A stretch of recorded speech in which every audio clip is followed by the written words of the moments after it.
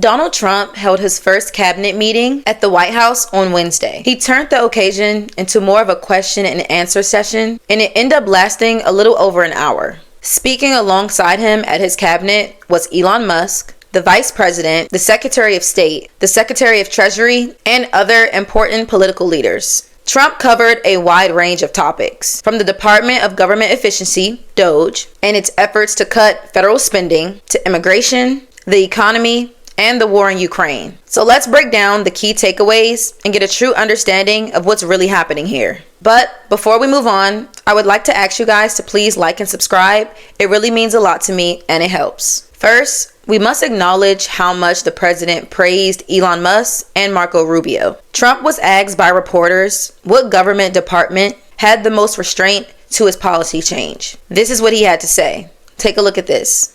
So which department are you most impressed with? And then, so Mr. That's the first one. Which department have you received the most resistance from? Mr. President, well, I think both of those questions are a little bit, well, you're a pretty controversial guy. And look, it's very early right now. I think I'm impressed with everybody, so far everybody. If I wasn't in the first month with, and some of them just got here, they just got approved 2 days ago, right? But I think I'm very impressed with everybody. So far, I'm very happy with all of the choices. I think that Elon has done incredibly with some groups, and some groups are much easier. So as we can see and hear in that video, one of the reporters asked Trump who gave him the most resistance, but most importantly, who is he most impressed by? And President Trump said that that was a very controversial question, and everyone started laughing. Trump said he's impressed with everyone.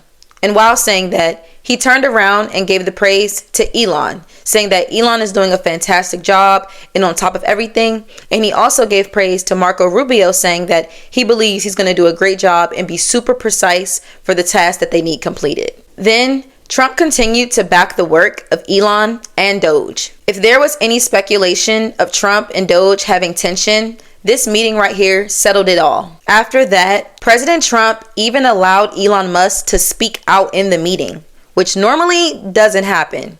And while Elon was speaking, he went into more detail about his goals for Doge. Take a look at this. Part of it. So Elon, if you could get up and explain where you are, how you're doing, and how much we're successful guy. He's really working so hard, and he's got businesses to run. And in many ways, I say, how do you do this? And, you know, he's sacrificing a lot. Thank you, Mr. President. I actually just call myself a humble tech support here because this is actually, as crazy as it sounds, that is almost a literal description of the work that the Doge team is doing, is helping fix the government computer systems. Many of these systems are extremely old. They don't communicate. There are a lot of mistakes in the systems. The software doesn't work. So we are actually tech support. It's ironic, but it's true. In the video, we can see that Elon is saying the main goal of Doge is to more so act as tech support. They're there to fix the systems in the government and uncover the outdated systems that it has that makes a lot of mistakes. Because they said without Doge figuring it out, we're going to be in a deficit. America will be in a de facto bankrupt. President Trump then confirmed that the Ukrainian President Volodymyr Zelensky will visit the White House on Friday. And that was something that was previously suggested. Trump said that this visit would see to that the US and Ukraine could sign an expansive minerals deal, although the contents of that agreement remain unclear. He said that the deal would allow the US to get our money back for the assistance that Ukraine has been given in the 3 years since they were invaded by Russia. Watch this. Really partnering with Ukraine in terms of rare earth. We very much need rare earth. Our electric capacity, we have to do many things. We have to really triple, if you think of it, the electric capacity from what we have right now, if you can believe it. It brings us great wealth.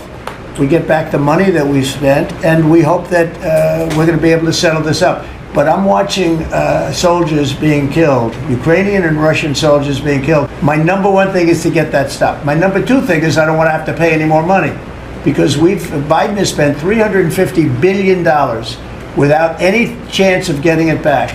Now we're going to be getting all of that money back plus a lot more. In that clip, we can basically see that Trump is saying that he's going to sign a rare earth minerals deal with Ukraine because America needs it. We have a little bit, but not a lot, and Ukraine is full of it, and we need to have a good partnership with them to have the things we need to propel our society. The president also addressed Musk's emails to federal employees, where he had asked them to list 5 things they got done that week, or accomplishments, or risk losing their jobs. And we all know that became a very big issue, especially with federal workers who highly criticized it. Trump speculated that without evidence, that some of the approximately 1 million federal workers who didn't respond to the email maybe just don't exist. Take a look at this. I'd like to add that those million people that haven't responded, though, Elon, they are on the bubble. You know, I wouldn't say that we're thrilled about it. You know, they haven't responded. Now, maybe they don't exist. Maybe we're paying people that don't exist. Don't forget, we just got here. This group just got here. But those people are on the bubble, as they say. You know, maybe they're going to be gone. Maybe they're not around. Maybe they have other jobs. Maybe they moved and they're not where they're supposed to be. A lot of things could have happened. I wouldn't say that Biden ran a very tight administration. They spent money like nobody's ever spent money before. Wasted money.